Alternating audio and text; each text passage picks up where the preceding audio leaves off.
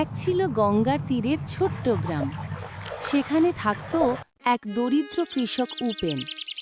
তার ঘরবাড়ি খুব সাধারণ, কিন্তু ছিল একটুখানি ভিটে আর ঠিক 2 বিঘা জমি।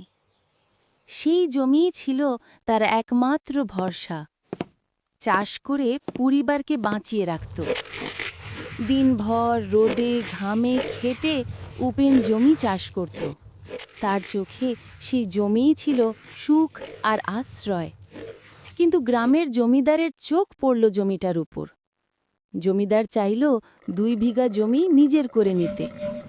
উপেন বলল, বাবু, এই জমি আমার প্রাণ, এটা ছাড়া আমি বাঁচব কিভাবে? কিন্তু শোনে কে?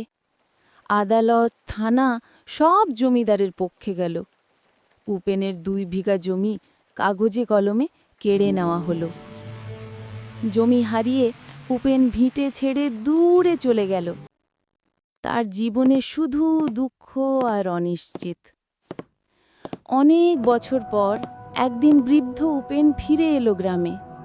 তার চোখে তখন বয়সের ছাপ, মুখে দুঃখের রেখা।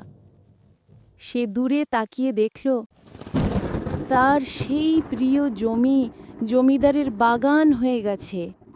সেখানে সবুজ গাছ, ফুল আর শাকসবজি দুলছে।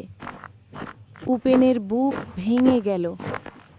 যে জমির মাটিতে সে ঘাম ঝরিয়েছে, সে জমি আজ তার নয়, অন্যের ভোগের উপকরণ। এই সব কথা ভাবতে ভাবতে উপেন একটা আম গাছের তলায় বসল। হঠাৎ করে হাওয়াতে একটা আম উপেনের কোলে এসে পড়ল। উপেন আমটি মাথায় ঠেকিয়ে বলল, বিধাতা এতক্ষণ আমার করুণ কাহিনী বুঝল। অমনি এক প্রহরী এসে উপেনকে চোর বলে ধরে নিয়ে যায়। 2 বিঘা জমি শুধু একটি কবিতা নয়, এটি আমাদের সমাজের শোষণ আর অন্যায়ের প্রতিচ্ছবি। গরিবের জমি, গরিবের শ্রম, সবই ধনীর হাতে লুট হয়। কিন্তু গরিবের চোখের জল, তার হিসাব রাখে কে?